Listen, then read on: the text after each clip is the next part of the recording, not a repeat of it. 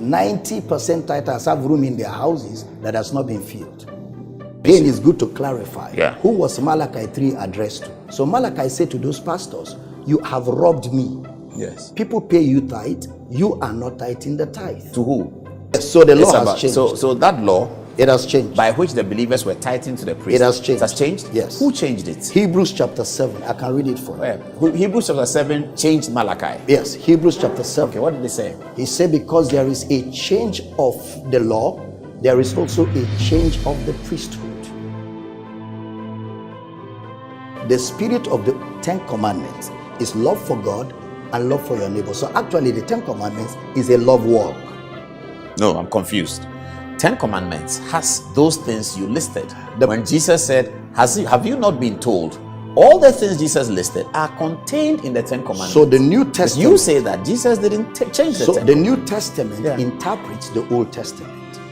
Let's talk about tithing then, following from this conversation. You used to be a believer in tithing. The general principle of tithing is that it is a commandment of God from the Bible. It was first done by Abraham to Melchizedek. It was expected to sustain and promote Abraham's wealth. It has been used by pastors to say that the devourer will be rebuked for your sake. Did you say some of these things? Did you used to say some of these things? Now, this is the foundation you need to understand about me. When I came into the ministry, learning from those that were ahead of me. So whatever they taught, I taught.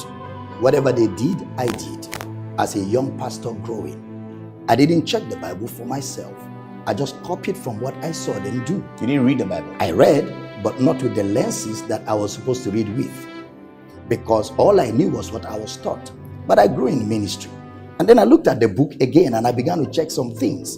And I discovered some. So you preached the pro-tithe message before? Oh yes, I did. And you told people and to I bring their tithe to the very church? Radically, and I asked people to pay their tithes. Did people come to complain to you in those days that they were paying their tithe and they were not seeing results? Oh, some of them, myself inclusive, I was paying my tithe. And you were not seeing results? Yes, I was paying my tithe. When you say you're not seeing results, what does it mean? Again, so what is results? What's your definition of because results? Because it says the church has been told that if you pay your tithe, you open the windows of heaven, you pour out blessing to you, you will not even have enough place but to can keep I be it. honest with you? So many tithers, 90% tithers have room in their houses that has not been filled.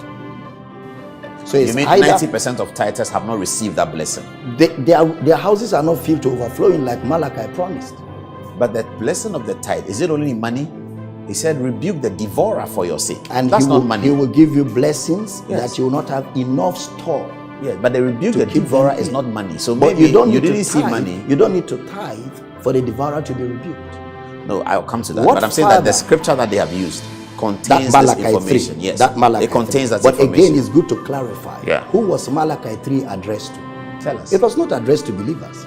It was addressed to priests, pastors who are collecting tithe and are not paying tithe. So Malachi said to those pastors, you have robbed me. Yes. People pay you tithe, you are not tithing the tithe. To who? The priests were to pay tithe to senior priests.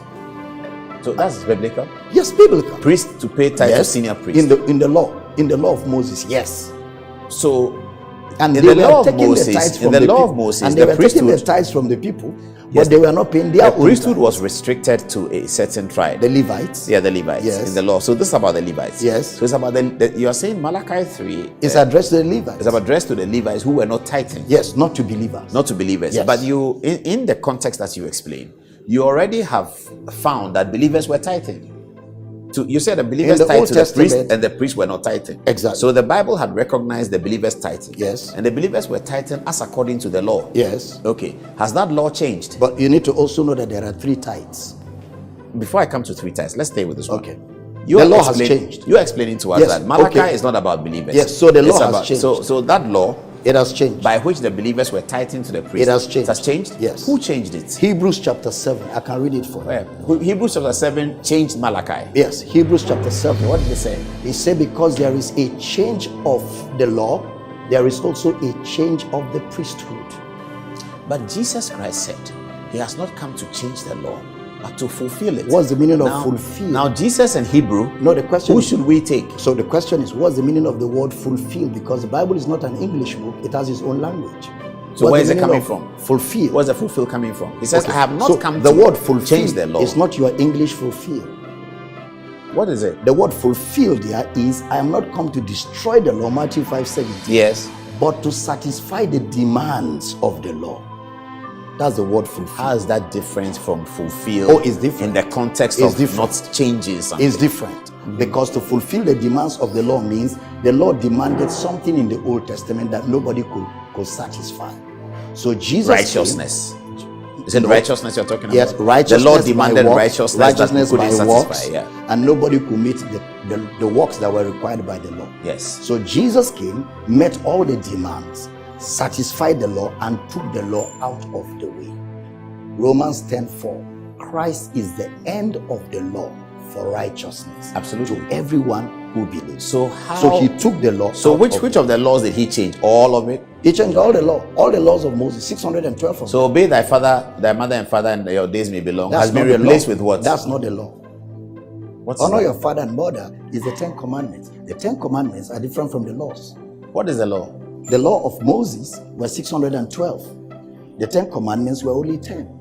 When Jesus says, I have come to Fulfill the the law, law. he's is the law referring of to Moses. 600. He's not referring to 10 commandments. 10 commandments. So 10 commandments didn't change. They didn't change. That's confusing. Because the 10 How commandments. do you lead me to that path? That Jesus says, I've come to change, fulfill the law.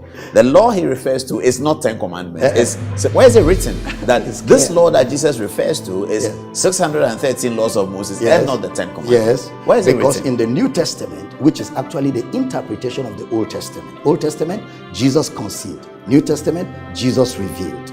Old Testament, types, shadows, prophecies, promises. New Testament, types, shadows, prophecies, promises fulfilled in the reality, which is Christ. Now, so when you read the Old Testament has two things. The law of Moses, which is 613 laws, and has blessings and curses attached. The 10 commandments, which were given by the angels on the mountain, which does not have curses attached, only blessings. Jesus comes and talks about them in the New Testament, in the Gospels, as 2 commandments. Love the Lord your God, love your neighbor. Yes. Which becomes the lifestyle of the believer in the New Testament. The love walk. So Jesus amended the 613 into 2. No, he didn't amend. Actually, he didn't amend. Okay? He abolished the 613 laws. Into 2 now. No, he abolished them. All of them. He took them out. You haven't showed me where he said he's abolishing though. Oh, in the book of Hebrews again. Jesus said, I am In abolishing. the book of Hebrews. Who wrote Hebrews? Now, who wrote Hebrews? Yes. We don't know who wrote Hebrews. So why do you say? But who was the letter written to? Why do you believing say Jews, non-believing Jews will be believing Jews. You don't know who Hebrews letter was written to? It was written to believing Jews, non-believing Jews will be believing Jews. Okay, why fair was enough. the book of Hebrews written? Now, what is written in Hebrews that suggests that Jesus said, I am abandoning? Hebrews chapter 8. What did he say? He says he has taken away the old that he may establish the new. That if the old covenant had been faultless, there would be no need for the new. But because finding fault with them, God said, I will take away the old covenant and I will give you the new. But covenant, was it with Moses or was it with Abraham? The old covenant started with Abraham. Yes. But Moses became a partaker of it, of course. Well, all of us have become partakers there. We are not partakers of the old covenant. Now, so this we are old, partakers so of the new covenant. The written, in the Hebrews writing, which says the covenant, it should be reference to Abraham, because it was with Abraham that the word covenant was used, that God had a covenant with Abraham. It didn't quite say God had a covenant with Moses. He did. He had a covenant with Moses, it says so? Yeah. Okay, so if then it says covenant in Hebrews, why are you saying it's Moses but it's not Abraham? Well, again, Moses was the person who amplified the old covenant, because Moses was the one who gave the covenant to the children of Israel in the day when they left Egypt to the promised land. The which 600 is Exodus. is a covenant. The 612 laws are not the covenant. Yes. They are not the covenant. Yes, so but the Hebrew says he has changed the old covenant. He didn't say the laws. Now, you see, this will require a lot of explanation. Okay, and I don't think we have the time, because when it comes to doctrinal subjects, it takes time to interpret and explain. And we have to have scriptures. I think this is quite simple, Prophet. The word covenant is used.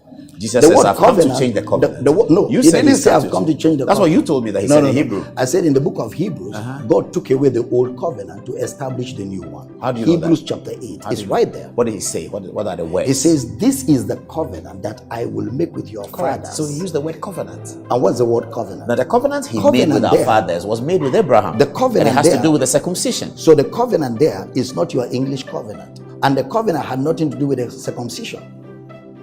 The word covenant is the Hebrew word epangelia. Epangelia means a self-fulfilling promise. That is, God made a promise to Abraham that only God will fulfill.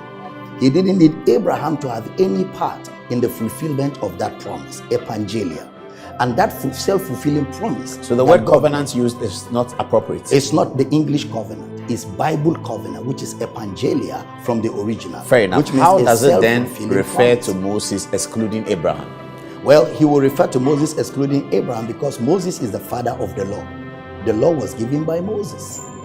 The law was given by Moses. The scripture said covenant, it didn't say law. Well, again, you need to understand that under the old covenant, where Moses operated, he gave laws under that covenant. So we should understand covenant in Hebrews to mean the law of Moses. No, plus the promise of God. All of that context, however, the 10 Commandments remain sacrosanct. That hasn't changed. They remain sacrosanct. Where do you get that from? That's what the Bible teaches. That the 10 Commandments remain sacrosanct. Yes. But the law of Moses has gone. That's why Paul in Ephesians will say to children, honor your father and mother. For this is the great commandment with a promise, not with a curse. When Jesus Christ said, I have come to fulfill the law, he was come to meet the demands of the law. Yes, when he said that, he was asked questions about the 10 Commandments. He wasn't asked questions about the law of Moses. No. He was asked questions about a man has done so. No. That's not. He was dealing with the law of Moses. He said, you have heard it has been said of old, thou shalt not steal, thou shalt not kill, thou shalt not commit adultery, thou shalt not covet your neighbor's stuff. But I say. And these are all the law, not the 10 Commandments. These are the laws, yes. The 10 Commandments doesn't have thou shalt not commit adultery. Well, the 10 Commandments have thou shalt not commit adultery. Yes, it does. Certainly but does. Remember, the spirit of the 10 Commandments is love for God and love for your neighbor. So actually, the 10 Commandments is a love walk. No, I'm confused. 10 Commandments has those things you listed. When Jesus said, have you not been told? All the things Jesus listed are contained in the 10 Commandments. So the New Testament. You say that Jesus didn't change the 10. So the New Testament interprets the Old Testament. In the New Testament, which is the interpretation of the Old Testament, things are made clearer. The law is set apart from the 10 Commandments. The teaching of the 10 Commandments is a love walk. Thou shalt love the Lord your God. Thou shalt love your neighbor as yourself. Now, when I love you, I won't steal from you. When I love you, I will not defraud you. My point here is, so the point Prophet, is my point is the distinction between the law of Moses and the 10 Commandments. Yes. You say the law of Moses is gone. Yes. But the 10 Commandments is not gone because now Jesus Christ is the one who said that I have come to fulfill the law. And when he said it, he was talking about 10 Commandments. No, he wasn't. Okay. I will say that he was talking about 10 Commandments because the things that he predicted the statement, as you yourself have just said, thou shalt not, all the thou shalt not, he said, when he was telling his audience that you have heard that they said thou shalt not do XYZ. Those XYZ was a direct reference to the 10 Commandments. You say that those prohibitions, thou shalt not, those prohibitions, you say, whilst I in the 10 Commandments, you say I also contained in the law of Moses. But you see, the point is, you're asking me questions and you're not giving me enough time to explain the answers. I just want to clarify. 10 Commandments, so for you to law get of Moses. Clarity, I've got to explain. And I'll need all the time let's to bring explain you to one more, then we move to tithe. Okay, so good. Old Testament, where we have the 10 Commandments and the law of Moses. So remember, when God gave Moses the 10 Commandments, the 10 Commandments were put in the Ark of the Covenant. When Moses gave the law, 613 laws, they were put outside the Ark of the Covenant. Outside the Ark of the Covenant, because that was Moses' law to the children of Israel. John chapter 1 verse 17. The law was given by Moses, but grace, which is truth, came by Jesus Christ. So there's a difference, clear-cut difference between the 10 Commandments and the laws of Moses. The 10 Commandments have no curses. The law of Moses has curses attached. Deuteronomy 28 lists all the curses that come along with the law. So what Jesus came to fulfill was the law and take it out of the way. But we still have the 10 Commandments. The 10 Commandments, which is our love law. That we should obey. Well, the obedience of the 10 Commandments is what Christ has done in the heart of the believer. The Bible says you have obeyed from the heart that form of doctrine which you have received. Philippians 2 says, work out your salvation. Verse 13 says, for it is God that worketh in you, both to will and to do of his good pleasure. So there's the outworking of Christ's life in the believer, which is reflected in the love law. Okay, so 10 Commandments is 2. Love thy Lord thy God with all thy heart. Love thy neighbor as thyself. 2 of them. Law of Moses, gone. Gone. Tithe was in the law of Moses. Tithe was in the law of Moses. So it's gone. Tithe is gone because in the New Testament church, there was no tithing. Ephesians chapter 2 verse 20. He says that in the New Testament is built on the foundation of the apostles and the prophets, Jesus himself being the cornerstone, which means Christianity is apostolic and historic, which means what Jesus never did, we're not supposed to do. What the apostles never did, we're not supposed to do. What they did, we're supposed to do because it's apostolic and historic. So in the New Testament, Jesus never spoke in tongues, or we take that from the apostles. Jesus never, but we'll take it from the apostles. Okay, so we can do what Jesus did and what the apostles did. Okay, I'll come to that in a minute about that one. So the tithing has been taken out. The tithing has been taken out. For the reason that what? It is unrighteous? But no, for the reason that there's a legalism in it. That legalism is what Jesus took out. But there are lessons from the tithe. Romans chapter 15 verse 4 tells us. I need to break that down. Yes. The legalism of the tithe is what has Jesus been taken took away. That if you don't pay the tithe, you don't You're get under this. a curse.